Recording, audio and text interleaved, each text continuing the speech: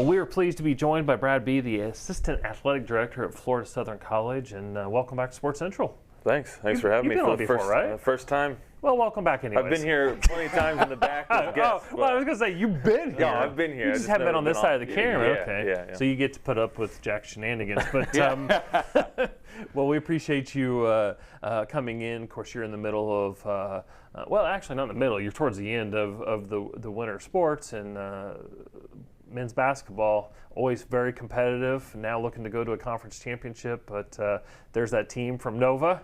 They've been okay recently. Yeah. What is it, like Nova's 125-4 or something the last 4 years? Like that. We try not to focus on it too much, but well, I get reminded all the time about it. But it just shows the competition level and how good the conference is. Yeah. Because Florida Southern has been part of that narrative for decades. Yeah. Right now, Nova's just that dominant force, if you will, in the conference. But like any sport, you just want to be in a position to win a championship, and men's basketball has put themselves in that position. Yeah, they have a tough road ahead of them. Obviously, we got to go through Nova twice with the conference tournament and then the regional the following weekend. But we're in a good position right now. You know, Coach Donnelly really built this program back up after the couple years after Link Darner left, and where we're really ready to fight on Sunday.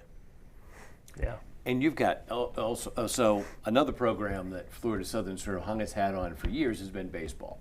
And this is kind of a different look this year. Tell us about the leading one of the leading teams in stolen bases. Yeah, I'm kind of impartial. Obviously, I was at Rick Odette's former school when he came on board. So when I came here and he came here, Mm-hmm.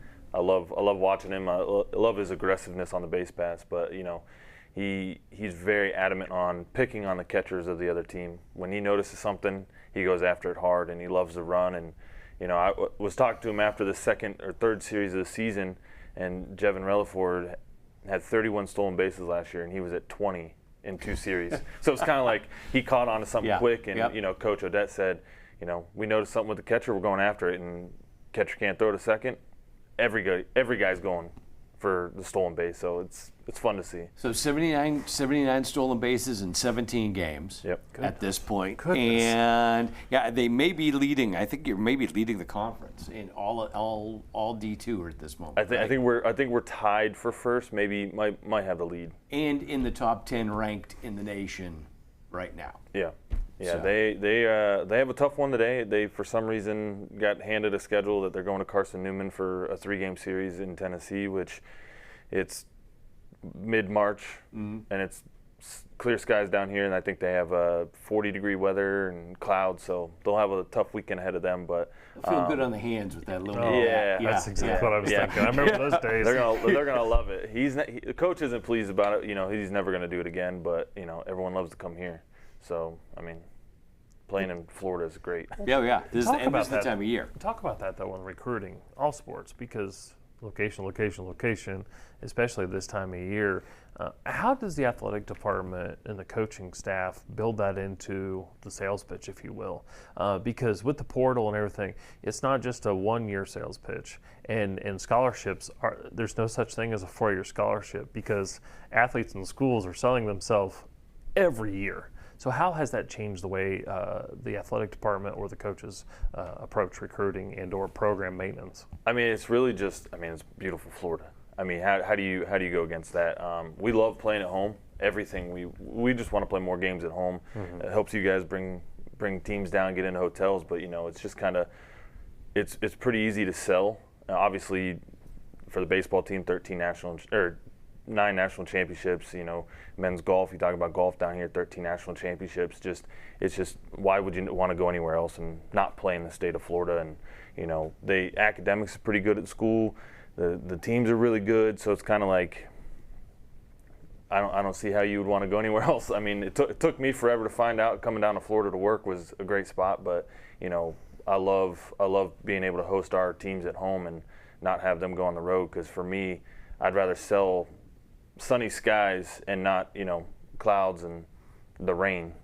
I think you bring up a great point. We talked about it earlier in the show, but there's so many moving parts to sports tourism, especially in Polk County, and the partnerships we have with all the colleges and universities, because you guys are naturally through all the sports bringing teams in. They're going to need accommodations. There's the economic impact, but there's also the ability to work together to have a quick turnaround. So if the schools are able to host a regional or some sort of version of the playoffs, that can quickly happen without going through a long process. So the impact of not only the regular season, but the tournament play. Talk about what the end of these seasons look like, because we know women's lacrosse has always been very dominant. Yep. It's a common thread. Florida Southern has a long, storied history in athletics. What does the current year look like, and where might that next national championship come from this year? I mean, I think we hit it early. We have 3 teams that I think are kind of pushing the envelope. You know, baseball is right there. They're on the brink of it again. Basketball's got a tough fight, but I really do think that they're really set up really well. Then obviously women's lacrosse, Kara Reber's just got that program rolling.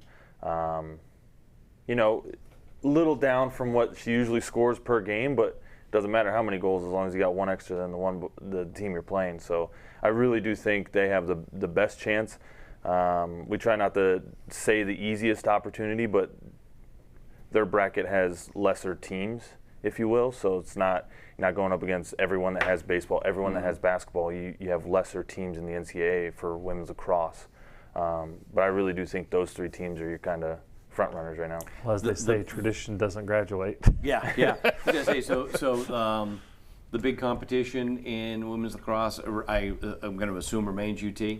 University of Tampa. So and that also in baseball as well, that program. So you've got this great sort of crosstown competition going, really right within a half hour of each other. Yeah, the crosstown rival. It's funny. Everyone says like, oh, Rollins is our rival, and it's like Rollins hasn't been our rival since the '80s. Yeah. Right now it's Tampa. Like Tampa for most sports, and women's lacrosse for Tampa got the better hand last year. Went on to win a national championship.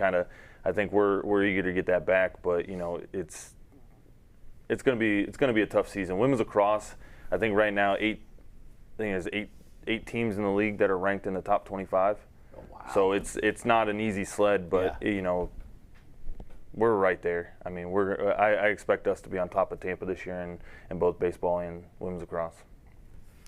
Talk about beach volleyball. I know that's something that's not only fairly new to Florida Southern, but as you look at Polk County, it's a FHSA sanctioned event. Polk County public schools are starting to put these courts at 2 or 3 high schools a year, adding it as a sport.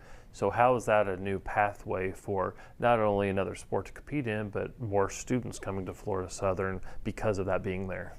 Yeah, beach volleyball is great. I mean, who doesn't love just sitting at the beach, but on campus? So it's a little awkward, but no, it's in Central Florida. Yeah, it's great. Honestly, like I don't know the certain number of the teams that the conference had to have. Most of the schools had beach volleyball for a couple years, kind of building it up, and then once they hit that threshold, then the conference submits it to the NCAA. It's like, hey, we have this amount of schools for consistency. Now we want to have a championship. There is no real NCAA championship, but most of the conference schools have been playing in it for a number of years in the AVCA Small College Championship. Different tiers, obviously. We've been in the silver, we've been in the bronze.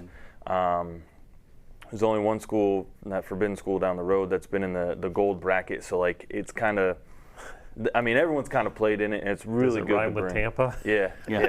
I try not to say their name too often. No. The reason it's funny to me is that clearly that's the rivalry. You said it earlier, but when you start not saying the name or not the letter, like Michigan, Ohio State Week. Well, it's funny. So I'm from Ohio. Okay. So the M's. So the M's, it makes me laugh, and I'm like sometimes maybe I should just drop the T in some things, but nobody down here would get it, other than people in Polk County that are Michigan fans. Sure. They'd understand it, but no, they are clearly the number one rival on my list. So.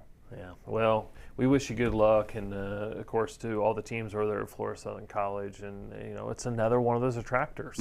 Not only the Frank Lloyd Wright architecture on campus, but the sports teams and reunions and alumni weekends and things like that. So and the public's more than welcome to come on out. That's the big thing is if you want to come on out and watch some great basketball or beach volleyball or some speedy baseball, they're welcome on campus. Well, it's not important for visitors, but it's a quality of life thing. Mm-hmm. So absolutely. So thank you so much. Appreciate the time, and maybe we'll just invite you from now on, and not Drew. Please let him know that we said that. Maybe wait till Monday. You don't want to send that on the weekend. So, all right.